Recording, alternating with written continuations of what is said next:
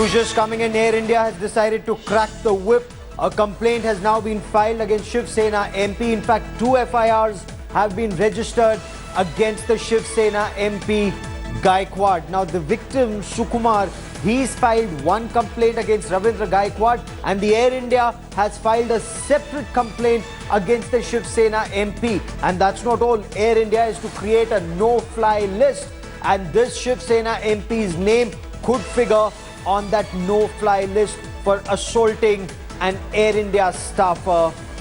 That remains our top focus story. AIA-DMK General Secretary V.K. Sasikala, she is in jail serving a 4-year term in disproportionate assets case in Bengaluru, and she apparently has been getting a series of threat letters. These letters blame her for Jayalalitha's death, and some of these letters, top sources are telling India Today, contain curses written in Tamil. Several people of the hundreds of letters that have been received by the Bengaluru prison, according to sources, blame Sasikala. Some of these letters that have been accessed by security forces, by jail staff, they allege that Jayalalitha's death was not natural, that there was a plot to eliminate Jayalalitha, and that needs investigation. From what we've been told, there are more than 100 letters written in Tamil addressed to V.K. Sasikala, and they've reached jail since the 15th of February, the day she was imprisoned after the Supreme Court upheld her conviction in the disproportionate assets case. India Today's Rohini Swami joins me with more on this big story. Rohini, tell us what prison authorities, what sources in prison are telling you about the contents of the letter and who's written them. Well, in terms of the contents of the letter, they're not being able to quote directly from it, but they said that these threat letters largely say that V.K. Sasikala and her family were responsible for the death of Jayalalitha, that the plot was made much earlier, and she's the one who's masterminded the entire towards the end of Jayalalitha. Now, these letters are not only coming in from Chennai, but they're coming in from various districts of Tamil Nadu, and they're being addressed to her as V.K. Sasikala in the central prison in Parpanara Agrahara in Bangalore. Now, we also understand that when the letters do reach the jail, they are also handed over to the convicts. But here, Ilavarasi, who's also serving jail term along with Sasikala, is said to be actually sieving through a lot of these letters. Initially, she was handing over some of the less abusive ones to her. Okay. But since it got, as the letters kept coming in, now Sasikala has stopped reading all those letters completely. Okay. But clearly so here, that a lot of people feel upset with what has happened to Jayalalitha. So that's one part of the story, letters being written to her. But the fact that it contains threats, are they being investigated by the police in Karnataka and also police in Tamil Nadu to get to the source of these letters? Who's sending them? Well, there are things in terms of what the police are looking into. Now, there is no serious threat in terms of a death threat that any of these letters have mentioned. There are also letters that are being addressed to her, which also are emotional letters or politically motivated letters, is what the police are looking at now. But even if they get an inkling of the fact that there is a threat to her life, there is some way of threat that could possibly come through a letter that has been sent to her, or somebody sends an email or details that through an email, because there are access to certain emails which the jailer also has. If they do find, they will definitely act upon that. But as of now, we have got no response from Sasikala's family or anybody from Chennai as of now. Keep tracking that story. Rohini Swami, for the moment, many thanks. There's more breaking news that's coming in. 2 FIRs have been filed against Shiv Sena Member of Parliament.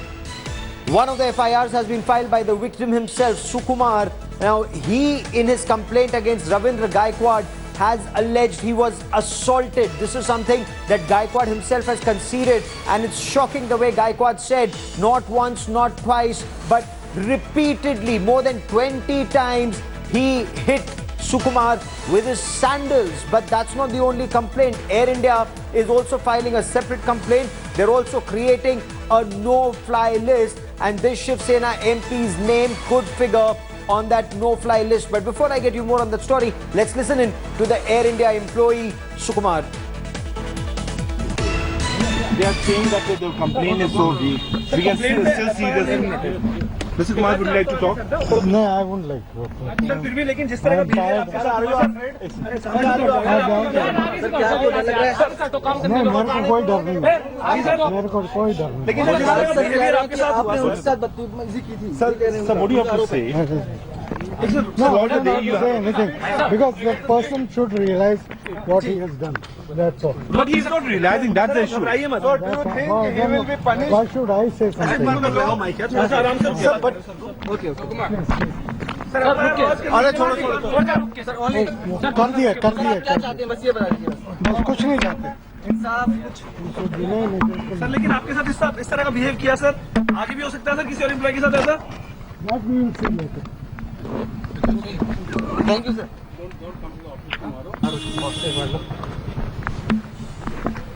Senior editor Sahil Joshi now joins me from Mumbai for more on the story. Sahil, what more can you tell us? What action is the Shiv Sena taken and what action does Air India plan against the Member of Parliament?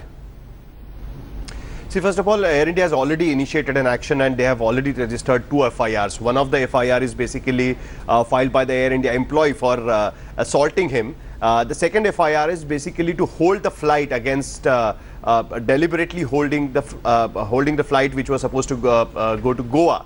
So it was a 1-hour delay because the Member of Parliament refused to come out of the aircraft, and finally he had to the employees had to request him to come out of the aircraft.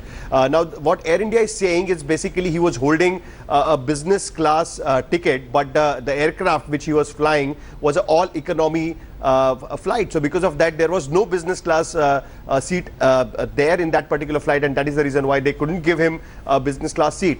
On the other hand, what I'm getting sense from Shiv Sena is that officially the Shiv Sena has come up with a release saying that the clarification has been sought from Ravi Gaikwad, who is an MP from Usmanabad. The clarification basically says that has he behaved like this even before, and what was his side of the story. So basically the party wants to know what actually forced him to take such kind of extreme step.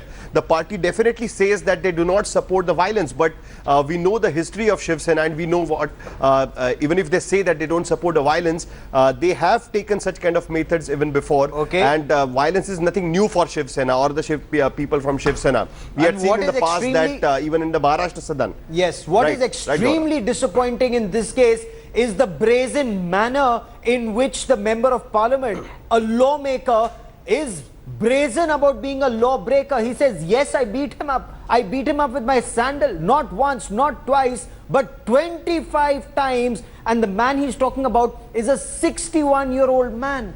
This is the kind of lawmakers we have in our country. Let's take a look at why this honorable Member of Parliament was angry. Was it a mistake? Why is he so brazen about it? Let's take a look. An assault, which anywhere else would straight away land him in jail. Not only does Gaikwad find joy in assaulting a 61-year-old Air India staff member, he also shamelessly brags about it in front of camera again and again. पर वो तो आपको बोल ही रहे थे, कोई ऐसा हाथापाई तो नहीं? नीचे चल, एमपी है तो क्या हुआ, मोदी को कंप्लेन करूंगा। मैं बोला सबसे आवाज नीचे। अरे मैं टीचर हूँ, लेकिन शिवसेना का एमपी हूँ। मैं 100 बार पैर गिर सकता हूँ, लेकिन घमंड से आया तो थप्पड़ भी निकालने का मेरे को बड़ा साहब ने सिखाया, निकाला है मैंने। The Shiv Sena parliamentarians' hooliganism drew criticism from all corners. Physical assault is not a thing which any democratic person of any political party will encourage. And any physical assault will always be condemned. हम जो सांसद है, हमने अधिक जिम्मेदारी के साथ में जनता में बिहेवियर करना चाहिए. The Shiv Sena defended its MP's reckless behavior by asking for a fair chance. The Shiv Sena MP's reckless behavior should make the country sit up and start a debate. Isn't it time VVIPs are stripped of their special privileges? With Kamaljeet Sandhu and Anand Banerjee, Bureau Report, India Today.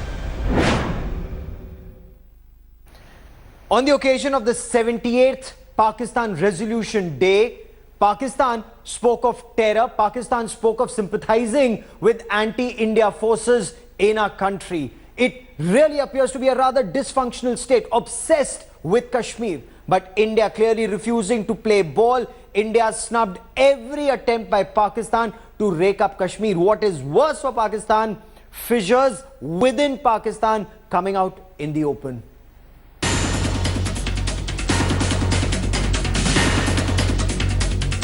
New name, old terror tune. Pakistan's mastermind terrorist Hafiz Mohammad Saeed may have renamed the Jamaat-ud-Dawa as Tehreek-e-Azadi Jammu Kashmir. Public rally in Lahore pushing to foment trouble in the valley within hours of the Pakistan president and their envoy to India raising Kashmir. Clear proof that Pakistan actively employs Hafiz Mohammad Saeed to push its anti-India agenda. In Delhi, it was Pakistan's envoy's brazen attempt to paint the violence Pakistan has forced on Kashmir as a fight for freedom. जो बुनियादी मसला है पाकिस्तान और भारत का, इसको भी हम. India completely rejected Pakistan's attempts to provoke.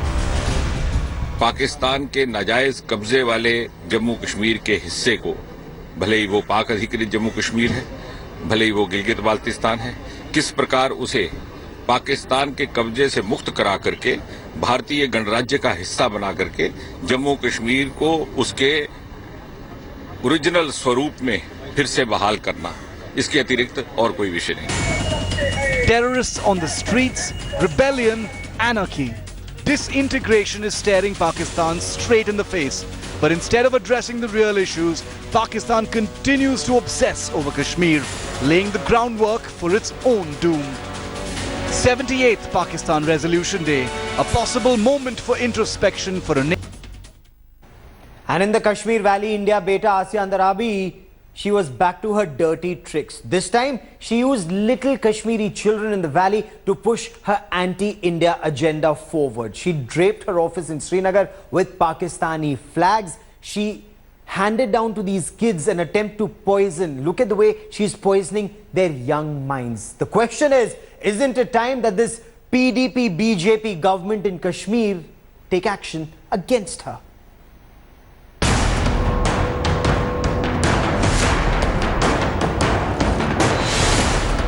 Pakistan flags to brainwash the valley's children, and Pakistani funds to keep the valley's hawks engaged in fueling anti-India hatred.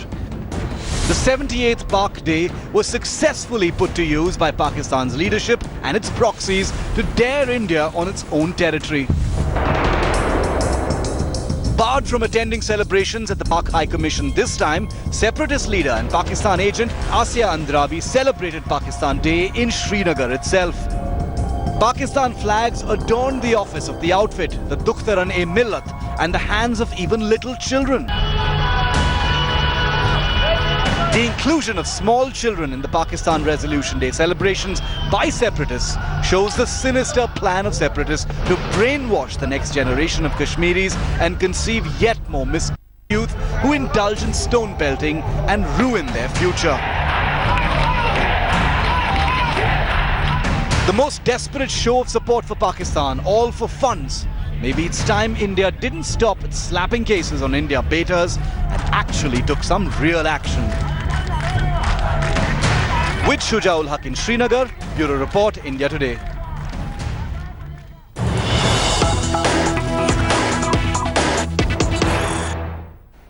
Breaking news coming in. Pakistan embarrassed at the United Nations after Pakistan's repeated attempts to muzzle a Baluch statement on the China-Pakistan Economic Corridor was blocked collectively by the United States, United Kingdom, Canada and Norway. Pakistan repeatedly tried to stop a Baluchi national from speaking at the United Nations, but Pakistan failed. Let's listen in to what happened.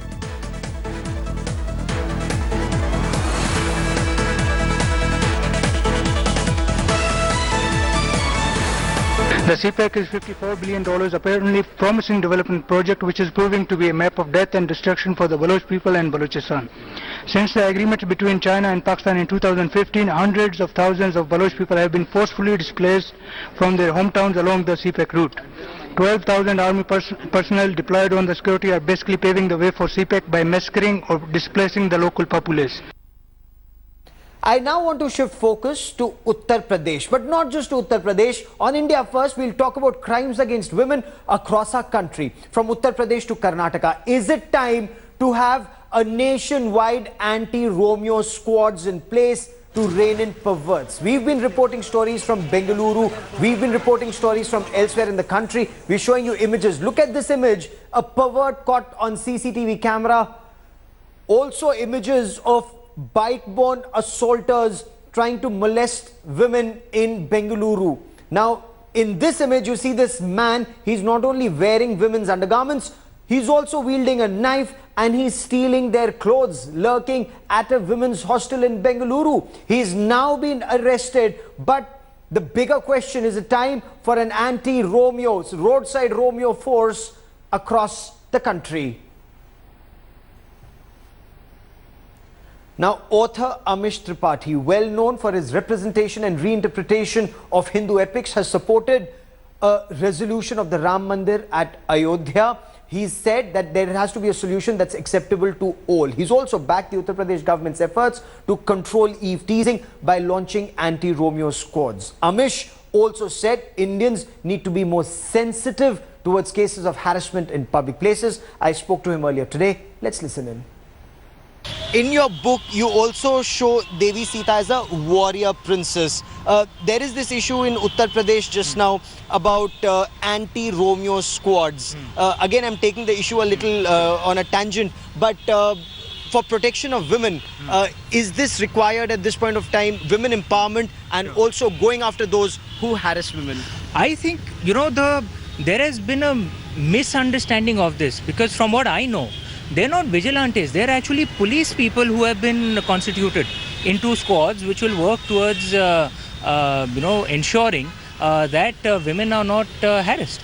And for me, this is a serious issue. And such squads have been set up in other states as well. And this issue of women's harassment has to be taken seriously. And regrettably, our popular culture also, many of our movies tend to just, make light of this. That a hero can just harass a woman, uski naam hai, haan hai. This attitude needs to change. And of course, it's good that the police across different states is taking this seriously. But I think as a society, we need to take it more seriously. We cannot allow public harassment of women. It's not only does it look bad, it's immoral, it's wrong. I also want to bring in Vikram Singh, former Director General of the Uttar Pradesh Police. Sir, as a police officer, you had initiated several drives. So do they work? Are they required across the country?